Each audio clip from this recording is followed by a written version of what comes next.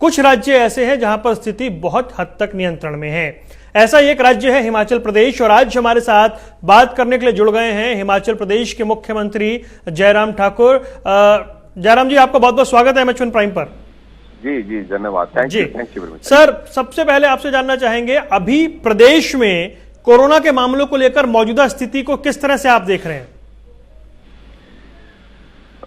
अभी अगर हिमाचल प्रदेश में मौजूदा परिस्थिति को अगर हम देखें तो हम काफी हद तक ठीक स्थिति में हैं। हमने सुधार किया है उसमें, और आज की तारीख में हिमाचल प्रदेश में हमारे पास सिर्फ 16 लोग जो है जो हॉस्पिटल में आइसोलेशन में हैं, और बाकी सब के सब जो है टोटल हमारे पास 33 केसेस थे, पॉजिटिव केसेस, और 33 केसेस में सिर्फ 16 लोग बचे हैं जो अभी तक आइसोलेशन में है, जो जिनका ट्रीटमेंट चल रहा है, और बहुत जल्दी वो भी रिकवर होने वाले हैं जी। तो ऐसे में कह सकता हूँ, लेकिन हमारे लिए थोड़ा इतना जरूर है कि अनफॉर्चुनेट पार्ट ये रहा कि हमारे पास 33 टोटल पॉजिटिव केसेस में से 24 लोग जो है वो मरकज में जो भाग लेकर के आए थे उनकी वजह से हुए हैं। ये एक अलग से फिगर है जिसका मैं जिक्र कर रहा हूँ, जिसके कारण हमारा ये नंबर इतना ज्यादा बढ़ा है।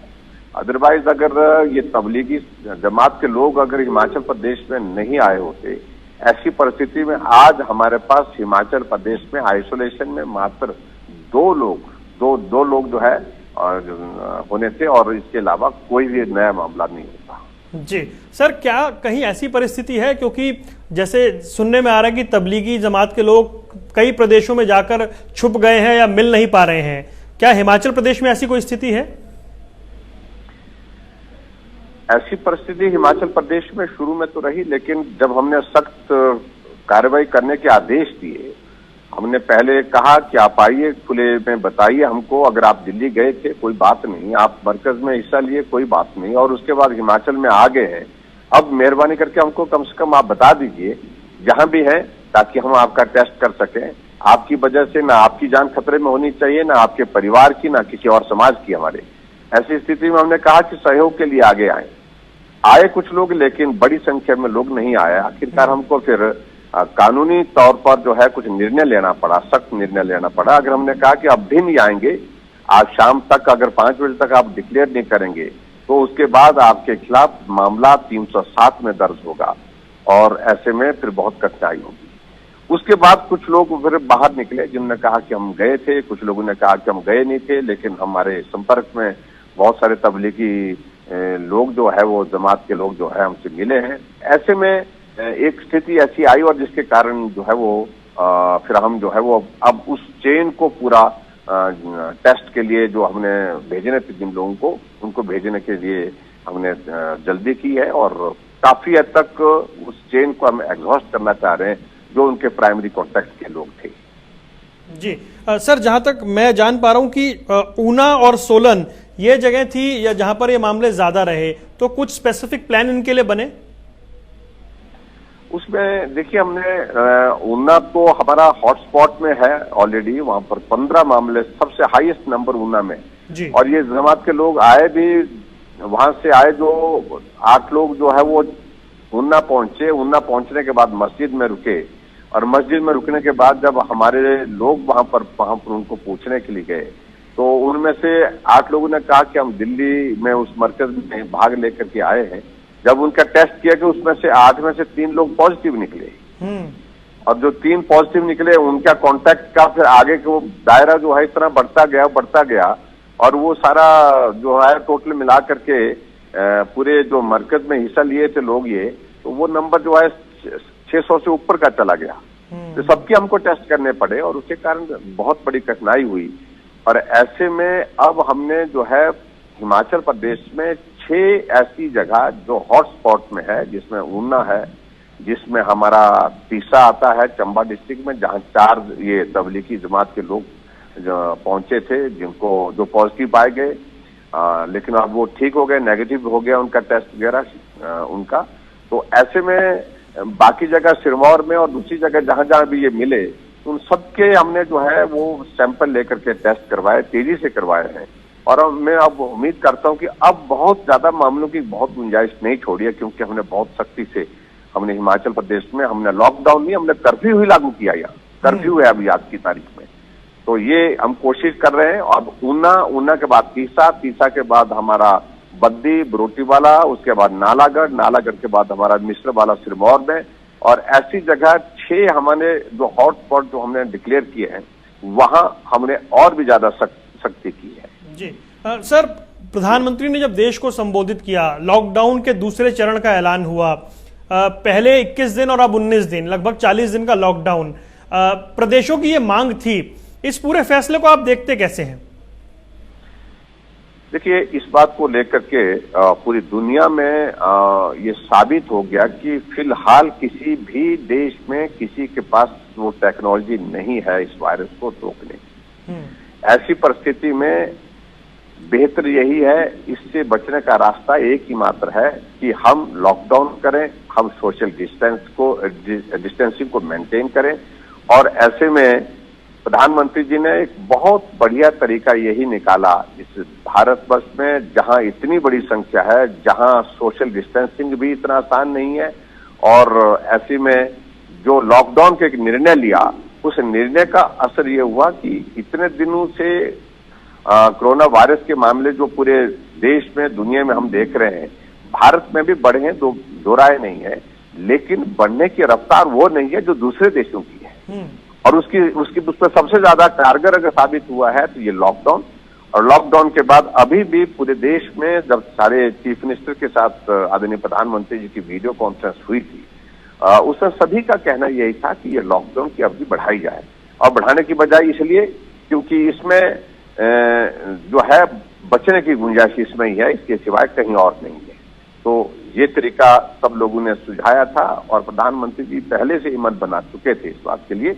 और अब हमारा 19 दिन का लॉकडाउन कुल मिलाकर के 21 दिन का लॉकडाउन मिलाकर 40 दिन का लॉकडाउन होगा, और मैं उम्मीद करता हूं कि इस लॉकडाउन के बाद बहुत अंतर आएगा, बहुत सुधार होगा। जी सर, क्योंकि Himachal Pradesh travel tourism industry एक बड़ी इंडस्ट्री है वहां पर, और क्या ये माना जाए कि एक लंबा असर रहेगा इसका, कैसे इस चुनौती से निपट पाएंगे? देखिए, पूरी दुनिया की सारी इकोनॉमी तहस नहस हुई है कोरोना वायरस की वजह से, और हमारे देश को भी बहुत नुकसान हुआ है। स्वाभाविक, जहां तक हिमाचल की बात है, हमारे पास तो हिमाचल प्रदेश में सबसे बड़ा आय का स्रोत जो है, जिसमें बहुत बड़ा हमको मदद होती थी, रोजगार की बहुत बड़ी गुंजाइश होती थी, वो यही होता था टूरिज्म। और हमको हिमाचल प्रदेश में जैसे ही ये कोरोना वायरस जब पूरे देश में फैलने लगा, तो पहले निर्णयों में हमको जो 3 निर्णय किए, स्कूल कॉलेज बंद किए, धार्मिक स्थानों पर प्रतिबंध लगा दिया, वो बंद किए। तीसरा निर्णय हमको ये करना पड़ा कि हिमाचल प्रदेश में कोई भी बाहर का टूरिस्ट नहीं आएगा, यानी कि टूरिज्म इंडस्ट्री को हमको बंद करना पड़ा। नुकसान बहुत है, बहुत बड़ा, लेकिन आदमी की जान महत्वपूर्ण है, और ऐसे में मैं समझता हूं कि जिंदा रहेंगे तो काम होते रहेंगे। नुकसान हम पूरा कर लेंगे, भरपाई करने के लिए हम मेहनत करेंगे, लेकिन आज की तारीख में आवश्यक ये था कि इस वायरस से हम अपने प्रदेश की जनता का जीवन कैसे बचा सकें, देश की जनता का जीवन कैसे बचा सकें, ये हमारे लिए बहुत जरूरी था। जी सर, एक बड़ा महत्वपूर्ण सवाल है किसानों को लेकर। प्रधानमंत्री ने भी अपने संबोधन में किसानों का जिक्र किया, MHA की गाइडलाइन में भी किसानों के लिए कुछ राहत आई है। आपके स्तर पर क्या कुछ कोशिश हो रही है किसानों के लिए? किसानों के लिए अभी तक हमने आपको विशेष इस प्रकार से जो हमारे आदरणीय प्रधानमंत्री जी की ओर से जो केंद्र से जो हमको जो मदद मिली है, उसको हम किसानों तक पहुंचाने में सफल हुए। वो सारी मदद वहां पर पहुंचाई गई है।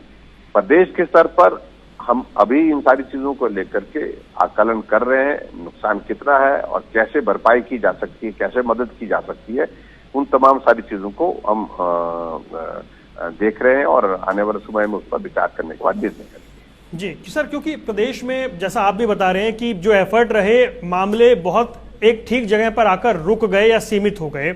अब उसके बाद प्रदेश को अलग अलग जोन में बांटने की जो बात है, क्या रेड, ऑरेंज, ग्रीन के लिहाज से प्रदेश में आगे काम होगा?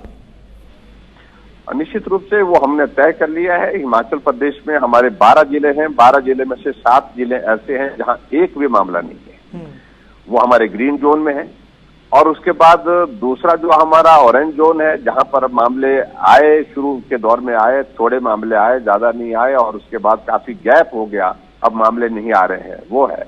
और तीसरा जहां अभी भी एक्टिव केसेस आ रहे हैं रेड जोन में, तो वो हमने सारे जोन जो है वो हमने आइडेंटिफाई कर लिए हैं, और उसके लिए हमने प्लान भी अपना तय कर लिया। और आज हमको जो है केंद्र सरकार से इसके लिए जो दिशा निर्देश जो आए हैं वो भी हमारे पास पहुंच चुके हैं MHA की ओर से, और उनका भी हम पालन करेंगे। और मैं समझता हूं कि उससे काफी सारी चीजें जो है वो हमारी स्पष्ट हो जाएंगी। 20 तारीख के बाद हम सोच रहे हैं इन सारी चीजों को लेकर के कि अब थोड़ा हिमाचल प्रदेश में पर्टिकुलरली जो हमारा ग्रीन जोन है, जहां कहीं भी किसी प्रकार की कोई दिक्कत नहीं है, वहां एक्टिविटीज को धीरे धीरे उसको खोलना चाहिए।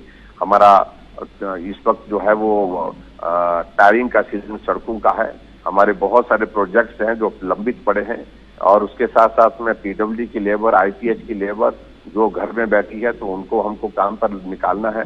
और उसके साथ साथ में ऑफिस में भी हमको जो है उसकी फंक्शनिंग शुरू करनी है। ऐसी चीजों को लेकर के हमने प्लान कर लिया है काफी हद तक, और जल्दी कोशिश करेंगे कि भी ये सारा शुरू हो जाए नॉर्मल एक्टिविटी। जी सर, क्या प्रदेश में रैपिड टेस्ट को लेकर भी कोई प्लान है, क्योंकि इसकी चर्चा उन राज्यों में ज्यादा है जहां पर मामले बहुत हैं? जी, जहां रैपिड किट की जो टेस्टिंग के लिए जो बात आई है, उसमें हमने हिमाचल प्रदेश में भी हमने कहा है, लेकिन हिमाचल प्रदेश में इसमें बहुत ज्यादा जरूरत नहीं लग रही है। इसलिए नहीं लग रही है, उसकी वजह ये है कि हमारे पास अब मामले बड़ी संख्या में नहीं है। हमारे पास एक लॉट आया था, जो लॉट बड़ा आया था, जिसमें एक साथ 9 मामले एक दिन में ही आए थे। वो सारे तमाम वो तबलीगी जमात के ही थे। और उसके बाद हमारे पास मामले बहुत 1, 2, 3, 4 ऐसे करते आते रहे। अब तो हमको 4 दिनों से सिर्फ एक मामला पिछले कल आया है, और मुझे नहीं लगता कि हिमाचल प्रदेश में बहुत ज्यादा जरूरत है। और वैसे भी हमने जो चेन, इनकी कॉन्टैक्ट चेन थी, उस कॉन्टैक्ट चेन को 1 या 2 दिन के अंदर हमारी वो एग्जॉस्ट हो जाएगी। टोटल जो है उसमें जितनी भी हमको सैंपलिंग करनी है, टेस्ट करने हैं, वो हम पूरा कर लेंगे। जी सर, प्रदेश में अस्पतालों में PPE, mask, testing kit, isolation ward, ventilator, इसके इंतजाम किस तरह के हैं? क्योंकि हिमाचल प्रदेश में हमें इस प्रकार की कोई कठिनाई नहीं आई, और हमने हिमाचल प्रदेश में 3 मेडिकल कॉलेज है, वहां पर ये सुविधा प्रदान की थी।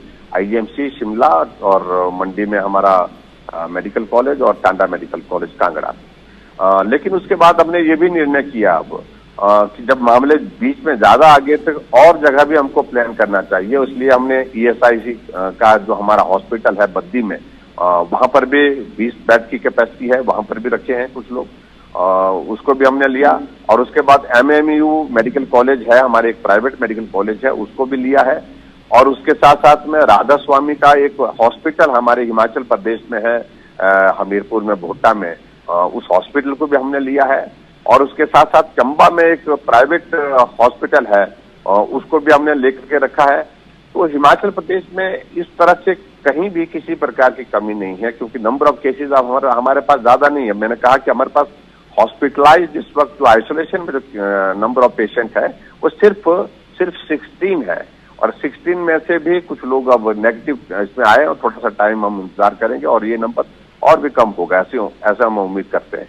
जहां तक PPE किट की बात की आपने, PPE किट की शुरू के दौर में कठिनाई आई थी थोड़ी, लेकिन अब हमारे पास PPE किट जो है वो जितनी आवश्यक है वो हमारे पास मौजूद है, उपलब्ध है, और उसमें कहीं भी कठिनाई की कठिनाई नहीं लग रही है किसी प्रकार से हमको। जी सर, आपने जमाखोरों पर, मुनाफाखोरों पर कड़ी कार्रवाई करने के निर्देश दिए, साथ ही क्या ये भी सुनिश्चित किया गया है कि किसी तरह से भी जो आपूर्ति है, खाद्य आपूर्ति या जरूरी चीजें हैं, उसमें कोई बाधा ना आए? जहां तक हमारा एक जो हमारी जो सप्लाई चेन थी, उसको हमने फ्रॉम द डे 1 हमने उसको प्लान किया, उसको मेंटेन किया। हर रोज हमारा शेड्यूल है आजकल के दिनों का, सुबह 10 बजे पहली मीटिंग हमारी सप्लाई चेन से संबंधित होती है कि हमारा राशन कितना, दालें कितनी, तेल कितना, सारी चीजें, हमारा जो सामान आना था, राशन आना था, वो उपलब्ध हो पा रहा है कि नहीं हो पा रहा है, कहीं रुकी तो नहीं गाड़ी, तो उसका फॉलोअप करते हैं हम लोग।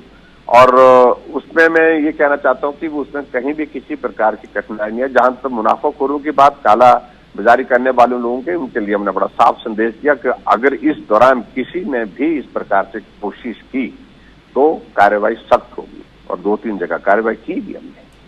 जी सर, अब क्योंकि अंत में आपसे एक आखिरी सवाल ये कि लॉकडाउन बढ़ गया है, हिमाचल प्रदेश की जनता जो आपको सुन रही है उनसे क्या अपील करना चाहेंगे? मैं बस हिमाचल प्रदेश की जनता का एक तो आभार व्यक्त करना चाहता हूं। आज हिमाचल दिवस है। हिमाचल दिवस के अवसर पर मैं आपके इस चैनल के माध्यम से सभी हिमाचल वासियों को बहुत बहुत बधाई और शुभकामनाएं देता हूं, और उनसे विनम्र निवेदन करना चाहूंगा कि आपका बहुत बड़ा सहयोग रहा इस कोरोना वायरस में। आपका सहयोग हिमाचल प्रदेश में, चाहे वो लॉकडाउन के दौरान रहा है, चाहे वो जनता कर्फ्यू के दौरान रहा है, चाहे वो दीप प्रज्वलित करने के लिए प्रधानमंत्री जी का आग्रह हुआ उसके लिए रहा, हर जगह बहुत बड़ा सहयोग मिला है। उसके लिए मैं आभार व्यक्त करता हूं। लेकिन आपसे आदरणीय प्रधानमंत्री जी ने निवेदन फिर से किया है कि मुझे कुछ वक्त और चाहिए, और वक्त जो है लॉकडाउन में जो हमारा 19 दिन का तय किया है, जो आज से शुरू हुआ है, उसके लिए जो निवेदन किया है उसका भी आप पालन करें।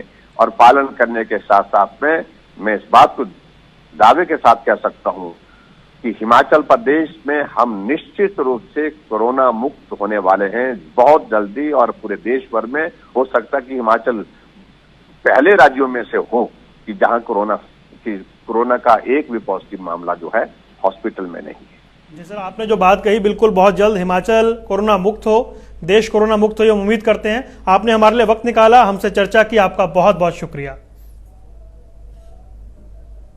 तो ये थे हमारे साथ हिमाचल प्रदेश के मुख्यमंत्री जयराम ठाकुर, जो बता रहे हैं कि प्रदेश में सिर्फ 16 एक्टिव मामले हैं और हिमाचल बहुत जल्द ही कोरोना मुक्त होगा। फिलहाल इस खास पेशकश में इतना ही। दीजिए इजाजत, नमस्कार।